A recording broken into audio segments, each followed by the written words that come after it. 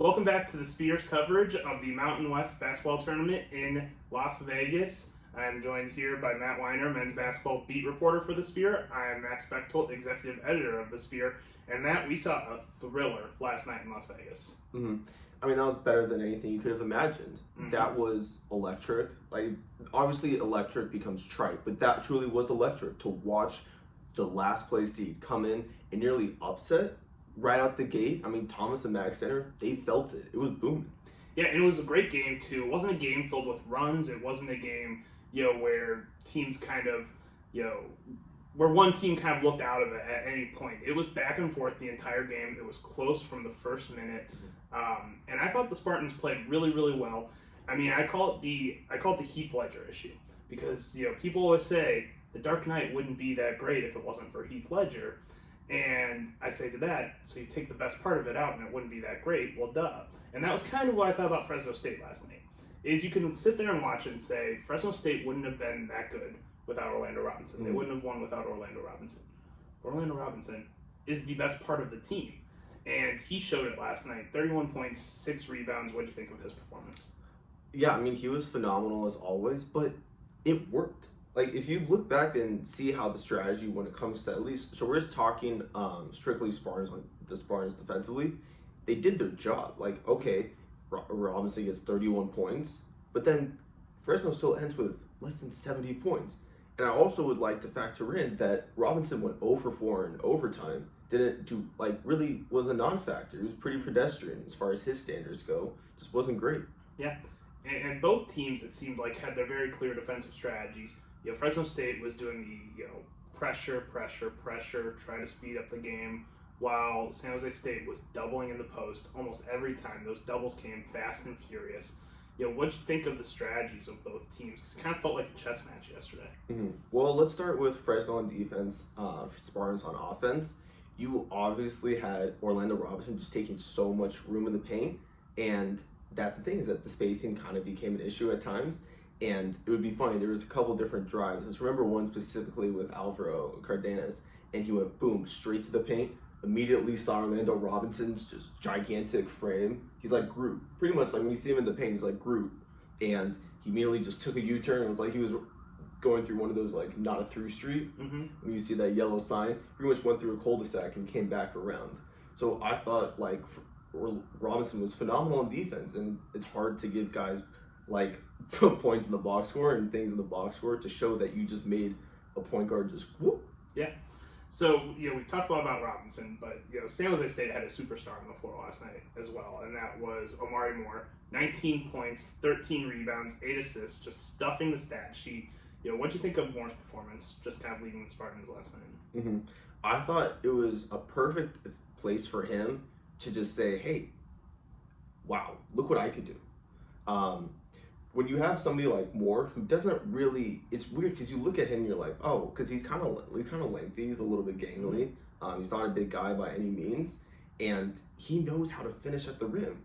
So he has this insane layup package where he knows how to perfectly just kind of bounce off defenders, and he almost has a float. Mm-hmm. He really can float like a butterfly, and he could sting like a bee as well.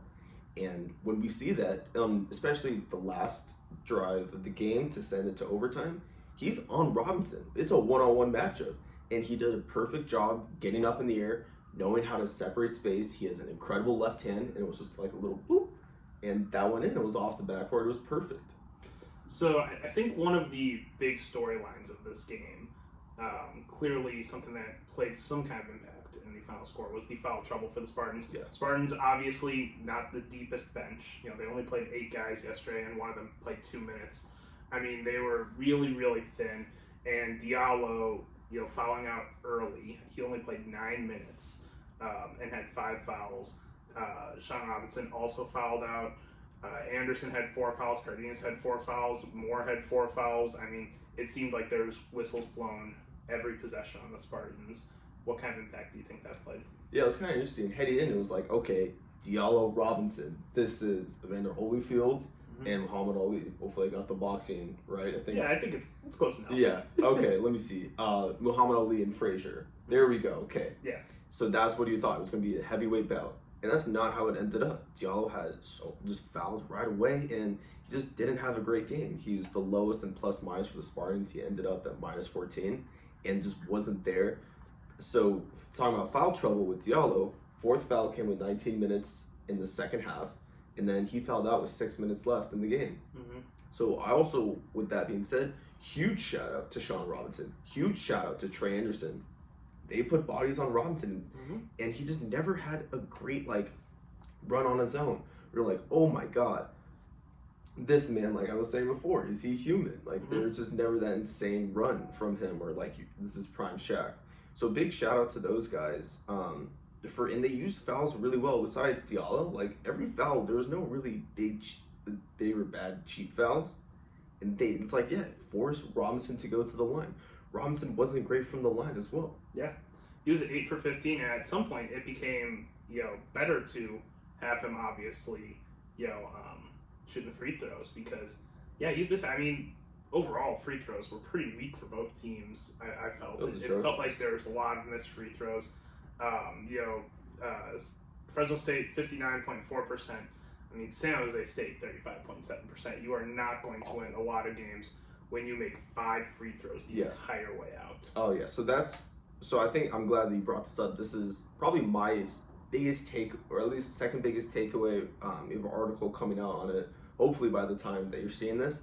But it's free throws. It kind of and this is how do you miss your free throw season? It's what March is, and what makes March great. So you're it just kind of reminded me of the Office episode, and that was my opener for it is when Angela is scolding Kevin, saying, "A trained GD monkey can do this. I don't know how you can." And that's how it feels. It's you're just this is so simple. I do not understand how you can miss this, but it's human error, and it's what makes basketball great. Unfortunately for Spartans, it's a heartbreaker, but you make your free throws, you win. Now, let's look at Fresno on the other hand. They went 19 of 32 as well. Robinson was bad from the line. Like you said, 8 of 15. So we could play chicken or the egg the whole entire game when it comes to the free throws. So you mentioned March, and this felt like there's some March magic in store for us yesterday with the Spartans. Obviously it didn't end up that way, but let's talk about a little bit of what happened there. Some of the gutsy plays down the stretch. You had the charge taken. I believe it was Anderson, right? Yep. That took the charge. Huge charge taken with 4 fouls to take that charge.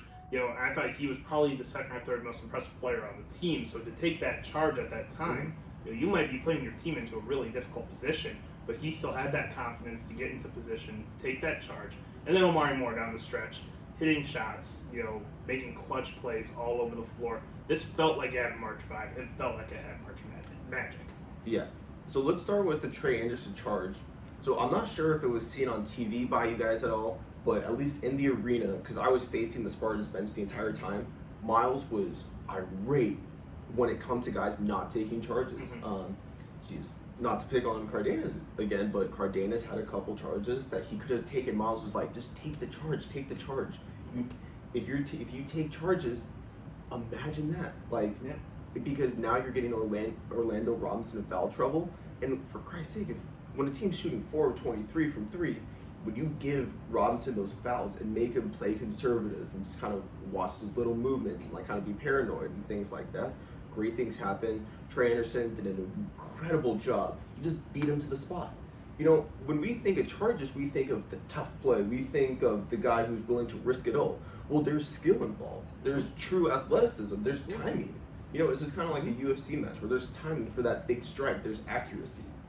That's what it kind of, and then obviously all that leads to the big punch, the big spinning back fist that puts you on your neck, puts you on your butt. But yeah, so Trey Anderson beat him to that spot. I mean, it kind of reminded me of special teams where a gunner just weaves perfectly through and just puts on the jets at the end and sends a guy flying. Well, obviously he sent the guy flying, that's the big part, but there's so much maneuvering that goes before that, and he just read it perfectly, like a book. Yeah, I mean, and we've talked about Omari Moore today. Clutch shots. Obviously we don't know what the situation coming up next year is, but it seems like he's really bought in, really looks forward to the future here. And so kind of, zooming out a little bit, Miles really hit on his press conference yesterday about this game is going to be kind of a game that you look back on. that you look back on and see the program change. This is something to really build on. So what do you think about expectations for next year? Obviously, this is a team Miles has already established. They will hit the transfer portal. So it's a little hard to predict, what it is, but, what do you think realistic expectations for fans should be kind of looking at right now? Yeah, so I think some guys will transfer. It's hard to tell who, because then it's a speculation. So you really never know. I can't say because I don't have any accurate information on it. It would just be my dumb brain. Right. And usually that doesn't work out. Right. So as far as transfer portal goes, yeah, you will see some guys from the Big 10, the Big 12, the Pac-12, the ACC, kind of start trickling in the SEC and start trickling down. Kind of like they did before. These kind of bench players who really think that they can do more, improve more, find a place in Mountain West and at San Jose State. Well, and with that, and then of course the flip side, now you will see some of our guys go play at different schools as well, because you have to make spots on the roster. Mm-hmm. And so this is when it kind of becomes business, and that's what we're seeing in college basketball. So as far as to answer your original question, expectations, it's hard to tell because hitting it like for the first or talking to Miles before going into March Madness, I brought up the Oregon State example of how, they made a huge run last year. What are your thoughts on this? He was like, yeah, that's great evidence. Okay, well, this year they won like 3 games. Mm-hmm. They won 3-28, bounced first round. So you do have to take a step back and realize that one game does not guarantee a team is going to go on a run and then have an incredible season the following year. So now just kind of bring it back to the tournament in general. After what we saw yesterday, has any expectations changed for this tournament? Do you think anyone that we saw yesterday can make a deep run? I know you were pretty high on Nevada before. I think they didn't show anything to kind of sway you away from that. I thought Fresno State, if Orlando Robinson plays good, they can beat anybody in the conference. Mm-hmm. Fresno State can. So what are your thoughts still about the rest of the tournament? For the rest of the tournament, I mean, maybe. And that's where I'm at. This is what we talked about yesterday is like just maybe San Diego State loses to Fresno State. Mm-hmm. That's the great part about the Mountain West is just top to bottom. It's so complete. And when we were in the Miles presser yesterday, that was a lot of what he was saying. And Omari Moore had comments on it as well, is that anybody could beat anybody. Mm-hmm. So it's really hard to tell. And now it's like, I'm looking back and I'm like, well, what if Colorado State drops their first game? Mm-hmm. What if Boise State drops their first? What if Wyoming drops their game to UNLV? Yeah. So I think it really is anybody's ball game. Just anything can happen. Any given the Al Pacino This movie, is March. Yeah. And we have This Is March. So you can say anarchy. Nope, just college basketball. Sleep in May, don't we? Yeah. All right. So I think we wrap it up. Any final thoughts here?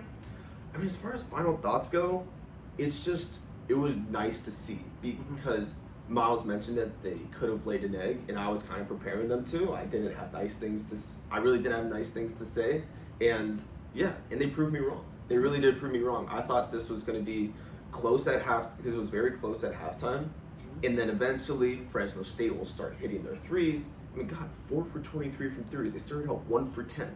Yeah. So I thought Fresno would eventually find their footing, start hitting threes, and boom, kind of wham, bam, thank you, ma'am. That never came around. Mm-hmm. So I think that's the biggest thing is that you saw a second half fight. Yeah. Fresno's largest lead of the game was 5 points. That doesn't tell you anything. Yeah. It did always kind of feel like that. There's a few moments when it felt like, okay, Fresno State's getting that momentum. Fresno State could go on a little bit of a run here, and the Spartans always slammed it shut right away. So I agree. Like I said, I have used the term gutsy a few times about this performance, but it really was. I thought San Jose State looked like the harder working team on the floor. They looked like they really wanted it, and sometimes, a star player just kind of takes over a game and cancels that out. Mm. I guess final thoughts on this, just because I watched my first. I guess that's why I have so many UFC references, because I watched my first card the other day with my roommate. Kind of remind me of like Masvidal and Covington, where Masvidal refused to tap. Obviously didn't win, kind of got his butt kicked, but just that sense of like they're willing to go purple in the face, but they're not going to tap out. There was no tap out. Yeah, it was a great game, great effort by the Spartans. And thank you so much for following our coverage here in Las Vegas and on the entire season. It's been a season with a lot of downs, but that makes the ups kind of like last night even more satisfying. So stay tuned. We'll have a couple more articles out about the men's basketball team, as well as all of our other content covering all of San Jose State sports. Go to thespearsjsu.com and follow us on Twitter at thespearsjsu. For Max Bechtoldt, Matt Weiner, this is The Spear. Thank you. Yeah, thank you guys for tuning in. Oh, voice crack. All right, well, I guess we end the season on a voice crack, but Hey. yeah, thanks. What are you going to do? Yeah.